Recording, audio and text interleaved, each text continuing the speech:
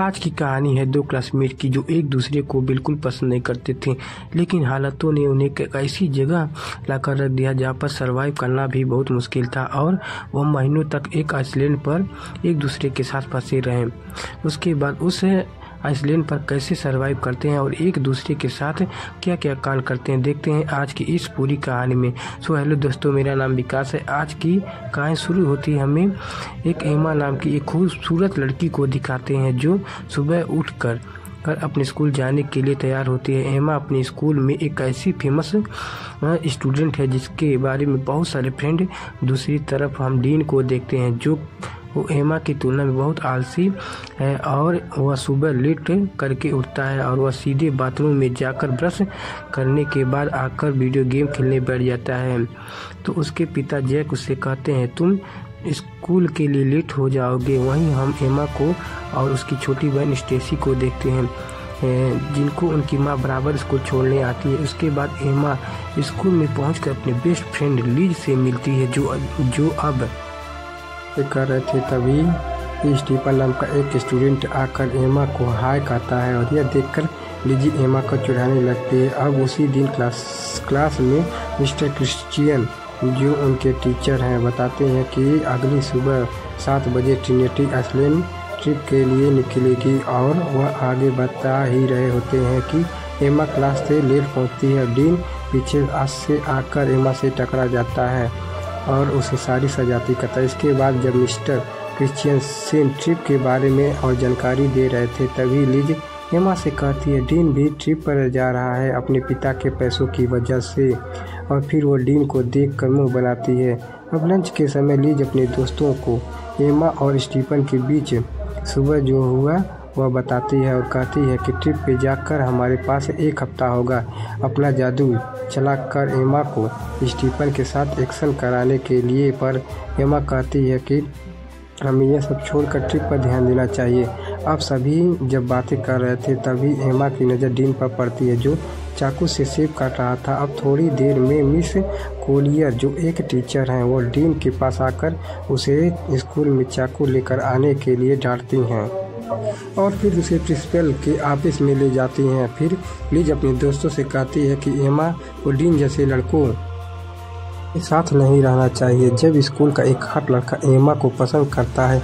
अब अगले दिन सुबह एमा तैयार होती है ट्रिप के लिए और अपने माता पिता को थैंक यू करती है उसे ट्रिप पर जाने देने के लिए। दूसरी तरफ हम डीन ट्रिप पर नहीं जाना चाहता था। उसके पिता जैक उससे कहते हैं कि उसके स्कूल के नियम को तोड़ने के बाद भी उन्होंने कितनी मेहनत की है उसे ट्रिप पर जगह दिलाने के लिए, जिसके बाद वह जाने के लिए मान जाता है। अब आगे हम देखते हैं कि मिस्टर क्रिश्चियन सबको बस चढ़ने के लिए कहते हैं। अब बस में चढ़ते वक्त स्टीफन एमा से पूछता है कि कैसी हो एमा, जिससे लीज एमा को फिर से चिढ़ाती है पर एमा उस पर ध्यान नहीं देती। अब कुछ समय अंदर वह ट्रिनिटी आइसलैंड पहुँचते हैं और अब बस उतरते समय मिस कोलियर सबसे कहती हैं कि सब कुछ देर पूल में एंजॉय कर सकते हैं पर डिनर से पहले सबको आ जाना है। अगले दिन से प्रोग्राम शुरू करेंगे। अब कुछ देर बाद एमा और उसके सभी दोस्त पूल में जाते हैं जहां एमा स्टीफन से मिलती है और अब सब एक साथ पूल में मस्ती करने लगते हैं, लेकिन डीन बिल्कुल अकेला बालकनी में यह सब देख रहा होता है। अब उसी शाम एमा की एक फ्रेंड लीज और एमा को आकर बताती है कि स्टीफन ने उन्हें पार्टी पर बुलाया है जो एक लोकल ऊँट में हो रही है, लेकिन एमा ये सुनकर मना कर देती है पर उसके दो जिद करके उसे मना लेते हैं। उसके बाद वह पार्टी के लिए ऊँट पर चले जाते हैं और वहां पहुंचने के बाद एमा हेलेन को पार्टी में ढूंढने लगती है पर तभी वह देखती है कि स्टीफन किसी और लड़की को किस कर रहा है और यह देखकर एमा वहां से जाने लगती है। वह साइड से यहाँ से डीन भी देख रहा होता है। तभी वह एमा से कहता है तुम्हारा बॉयफ्रेंड तो मजाक कर रहा है। तो डीन कहती है तुम्हें इन सबसे कोई मतलब नहीं होना चाहिए।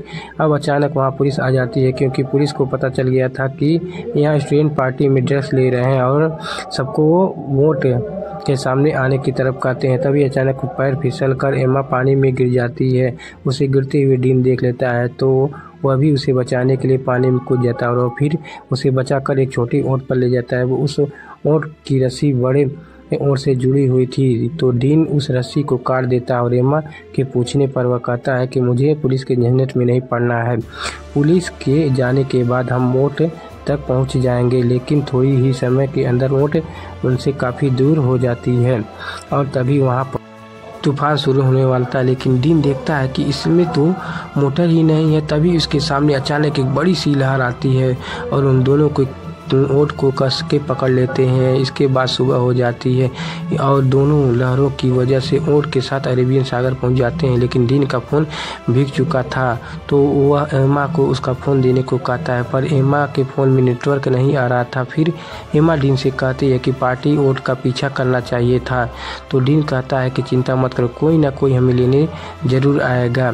अचानक एम्मा को थोड़ी दूर पर एक आइसलैंड नज़र आती है। इसके बाद डीन ओट का पीछा आइसलैंड की तरफ ले जाने लगता है और बहुत मुश्किलों के बाद दोनों आइसलैंड पर पहुंच जाते हैं। और वहां पहुंचने पर एम्मा फिर से नेटवर्क देखती है, लेकिन नेटवर्क नहीं आ रहा होता है। एक प्लेयर गन मिलती है तो उसके पीछे ले जाता है और फिर दोनों आगे बढ़ने लगते हैं, इस उम्मीद की कि आगे जाने के बाद कोई मदद मिल जाएगी। दूसरी तरफ होटल में पिछली रात की पार्टी की वजह से मिस्टर क्रिश्चियन ट्रिपल को कैंसिल कर देते हैं। तभी लीजी मिस से कोलियर से कहती है कि एम्मा होटल वापस नहीं आई है और उसे ये लगा कि शायद एम्मा कल रात किसी और के साथ उसने किसी को नहीं बताया। और वह बताती है कि उसने एम्मा को आखिरी बार पार्टी बोर्ड पर देखा था। इसके बाद मिस्टर क्रिश्चियन सेन सबकी अटेंडेंस लेते हैं। उसने पता चलता है कि डीन भी यहाँ मौजूद नहीं है। अब इससे इनको पता चलता है कि डीन इन दोनों ग्रुप मिसिंग हैं।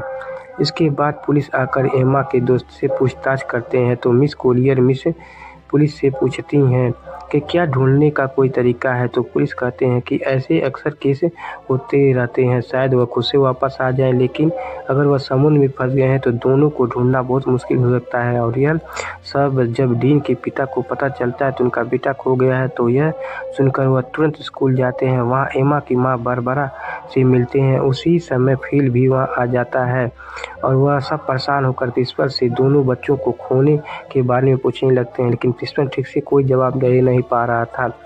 वह तीनों वहाँ से चले जाते हैं। वहीं एम्मा और डीन आगे बढ़ रहे हैं और कुछ दूर चलने के बाद उन्हें जंगल में एक खूबसूरत वाटरफॉल दिखाई देता है। डीन को यह बहुत अच्छा लगता है तो एम्मा को उसका एक तस्वीर लेने के लिए कहता है, पर एम्मा उसे मना कर देती है। वह कहती है कि हम यहाँ फंसे हुए हैं और तुम्हें यहाँ अच्छा लग रहा है। मुझे इस ट्रिप में प्रोजेक्ट के लिए अच्छे मार्क चाहिए थे। मुझे आगे प्रिंट इंडस्ट्री में पढ़ना है। अगर हम जल्द से जल्द यहाँ से नहीं निकल पाए तो सब बर्बाद हो जाएगी। इसके बाद से वहाँ आगे बढ़ते हुए कुछ घंटे बाद दोनों आइसलैंड के बिल्कुल किनारे पर आ जाते हैं। अब वहाँ पर आकर वह अपना ऊँट ढूंढते हैं, लेकिन ऊँट भी उनकी समुद्र की लहरों ने बहवा कर कहीं और कर दिया था। अब दिन डूब जाता है। इसके बाद से रात हो जाती है और डीन आग जलाता है और वह दोनों वहीं पर सो जाते हैं। और एमी को ठंड लग रही थी। डीन अपना शर्ट उतार कर उसे पहना देता है। उसके बाद से अगली सुबह हम देखते हैं नहीं है उसे। वह ढूंढते हुए जाकर देखता है कि एम्मा समुद्र के किनारे SOS लिख रही होती है। वो पूछता है कि तुम ये क्या कर रही हो, तो वह कहती है जान बचाने की कोशिश करें और हमें पीने के लिए यानी ढूंढना होगा। इसके बाद डीन स्विमिंग करने चला जाता है और एम्मा उसे देखने लगती है। दूसरी तरफ होटल में मिस्टर क्रिश्चियन सेन एम्मा और डीन के बारे में उनके पेरेंट्स से बातें करते हुए उन्हें ढूंढ रहे होते हैं। पुलिस एक छोटी वोट मिली जिस पर शायद वह दोनों थे। फिर जैक कहते हैं कि अगर पुलिस कुछ कर नहीं पा रही है तो हम किसी प्राइवेट रेस्क्यू टीम को काम पर लगा सकते हैं। पर मिस्टर क्रिश्चियन सेन कहते हैं कि पुलिस अपना काम अच्छे से कर रही है और जल्द से जल्द बच्चों को ढूंढ निकालेगी। लेकिन हम देखते हैं कि एम्मा पानी के लिए पानी ले रही है। तभी उसे अजीब सा कुछ महसूस होता है। उसे लग रहा होता है कि उसके पास कोई है, उसे देख रहा है। तो वह घबरा कर वहाँ से चली जाती है। इसके बाद दोनों मिलकर धूप से बचने के लिए पत्तों को एक छोटी सी झोपड़ी तैयार करते हैं और थोड़ी देर बाद एम्मा समुद्र के किनारे देखते हैं ताकि रेस्क्यू टीम अगर यहाँ पर गुजरे तो उन्हें मिल जाए। फिर दोनों को जो भी इस आइलैंड पर खाने लायक मिलता है वह ढूंढ कर खाने लगते हैं और डीन को केले का एक पेड़ मिलता है जो तोड़ के इसके बाद एमा खाने लगती है। डीन उस झोपड़ी में आकर सो रहा होता है, उसके पास आकर सो जाती है। अचानक डीन एमा की तरफ मुड़ता है और उसके ऊपर हाथ रख देता है, पर एमा कुछ नहीं करती, उसे बहुत अच्छा लग रहा होता है। अगले दिन एमा वाटर में नहा रही होती है, तब डीन उससे आकर सनक्रीम मांगता है तो एमा कहती है कि मैं यहाँ नहा रही हूँ, तुम दूसरी तरफ जाकर नहाओ। तो डीन कहता है कि तुमने ही तो मुझे पहरेदारी में लगाया है। तो एमा कहती है कि यहाँ पर लगता है हम दोनों के सिवा कोई और है। उधर होटल में बर्ब और एमा को लेकर बहुत परेशान थी और न्यूज़ में यह बताया जा रहा था कि एमा और डीन गायब हैं और ऑफिशियल हो गया है। अब पुलिस को लगता है कि ये दोनों मर चुके हैं, उनकी तलाश ढूंढ रहे हैं और फिर तैयार हो रहा है घर जाने के लिए, क्योंकि एमा की छोटी बहन स्टेसी घर में अकेली है पर बारबरा अभी भी घबराई हुई है। तो फिर वर्ष से कहता है कि एमा मिल जाएगी और यह कहकर उसे गले लगाता है। इसके बाद अगले दिन वह हेलीकॉप्टर लेकर एमा को ढूंढने के लिए निकल पड़ता है। आइसलैंड में थोड़ी देर जाने के बाद रात हो जाती है। डीन को बता रही होती है कि वह अपने परिवार को बहुत याद कर रही थी। तभी डीन को वहाँ पर एक किसी इंसान की खोपड़ी मिलती है तो एमा उसे देखकर बहुत डर जाती है और कहती है कि यह भी हमारी तरफ शायद यहाँ फंस गया होगा और इसकी यही हालत हो गई होगी। अब हमारी हालत भी शायद इसी की जैसी हो जाएगी। डीन उसे कहता है कि यह शायद कोई मछुआरा या फिर स्मगलर होगा, यहाँ पर आकर मर गया होगा, लेकिन इसके पीछे प्रिंस हैं और हम यहाँ अकेले नहीं हैं। उसे विश्वास दिलाता है कि अगर हम एक दूसरे के साथ ऐसे ही देते रहेंगे तो हम यहाँ कभी नहीं मरेंगे और एक दिन हम ज़रूर घर वापस जाएंगे। और यह कहने के बाद एमा को किस करने लगता है। एमा पहली बार किसी को किस कर रही थी और उसे अच्छा भी लग रहा था और अब रात भी हो गई थी। फिर क्या होना था। डीन सारी हदें तोड़ देता है और आइसलैंड में एक तूफान आता है। इस तूफान में एमा पहली बार एंजॉय करके बहुत खुश थे। फिर सुबह होने के बाद एमा घर जाकर देखती है कि डीन यहाँ नहीं है तो वह डीन को पुकारने लगती है, पर वह उसे नहीं मिल रहा था। एमा बहुत घबरा जाती है उसे ढूंढने के लिए। थोड़ी दूर जाकर देखती है कि डीन एक गड्ढा खोद रहा होता है। यह क्यों कर रहा है। तभी अचानक एमा गिर जाती है और उसे घुटने पर चोट लग जाती है। जिसके बाद डीन तुरंत उसकी चोट को ठीक करने लगता है और उसे कहता है कि तुम्हें कुछ नहीं होगा।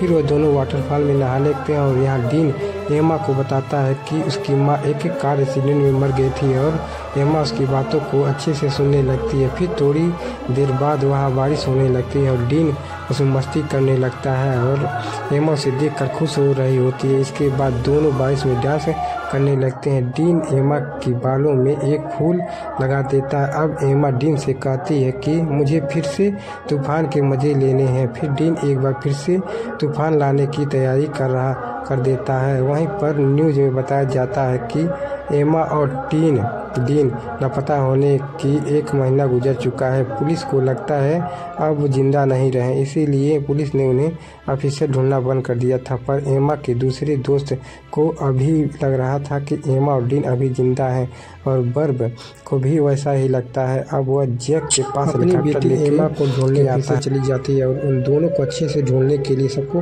पर्ची बांट रहे होते हैं जिन पर एमा और डीन के बारे में जानकारी दी हुई है। ये सब कुछ करने के बाद जैक बर्ब से कहता है कि उन्होंने सब करके देख लिया, फिर भी एमा और डीन नहीं मिले थे। साहब हमें घर लौट जाना चाहिए।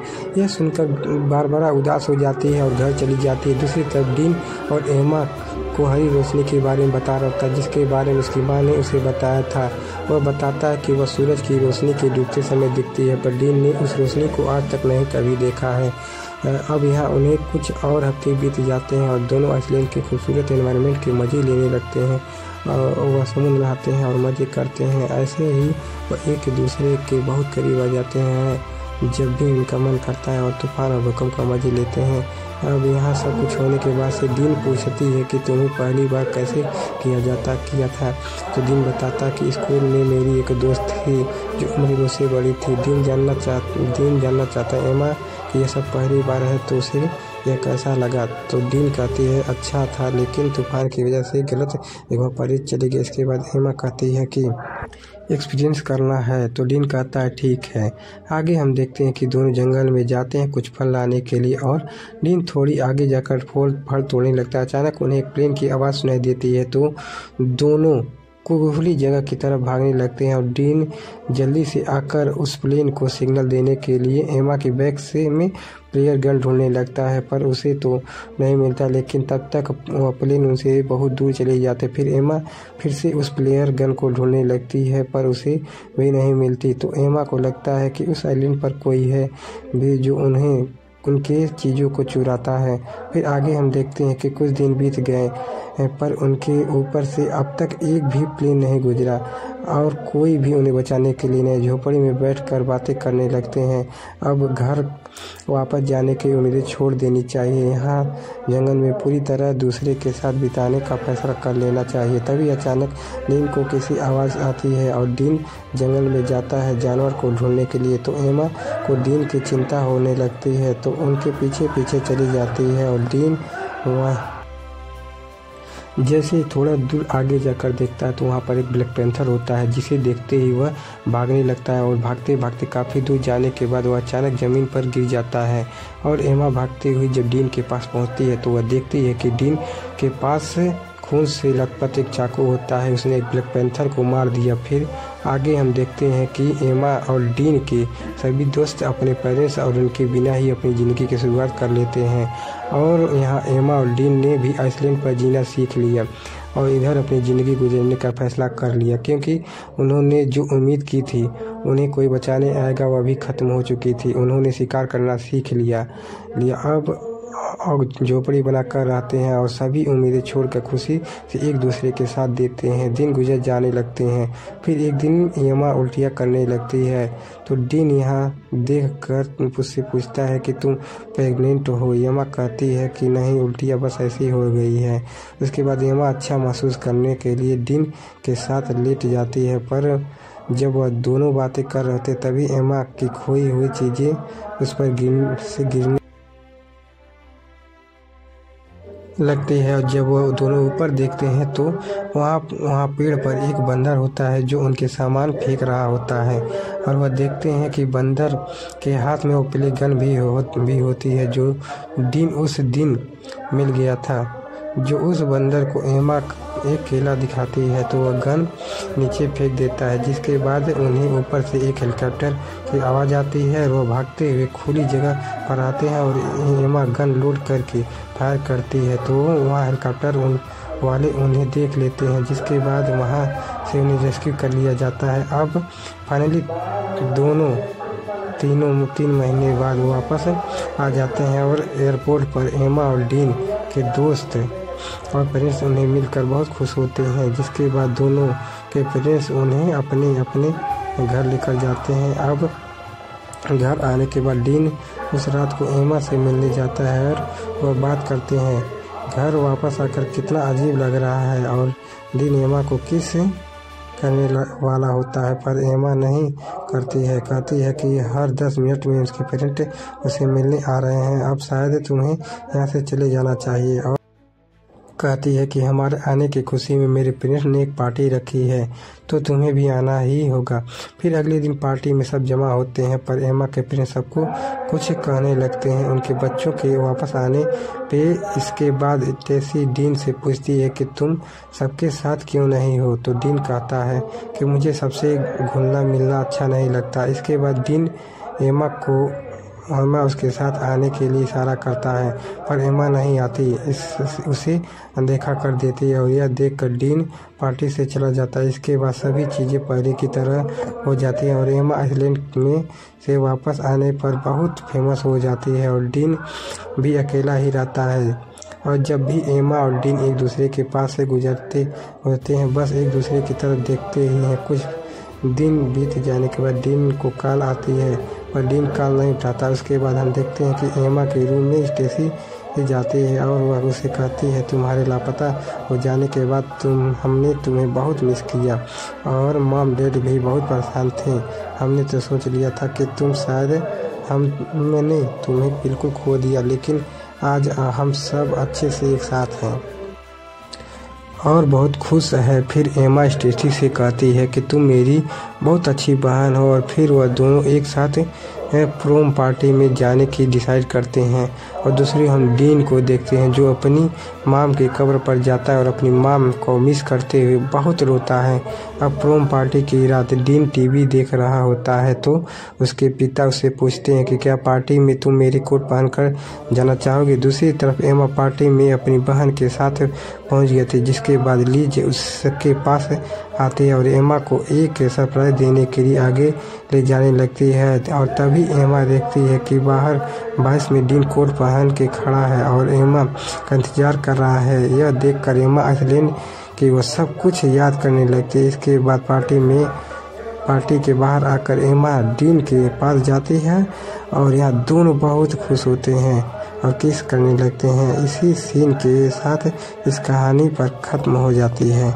तब तक के लिए गुड बाय। शायद हमें अच्छी तरह से बोलने नहीं था, इसके लिए हमें कृपया करके माफ़ करिए और आगे धीरे धीरे हमारी आवाज़ें सही हो जाएंगी। तब तक हमारे चैनल सब्सक्राइब कर लीजिए प्लीज़, आप लोगों से रिक्वेस्ट है।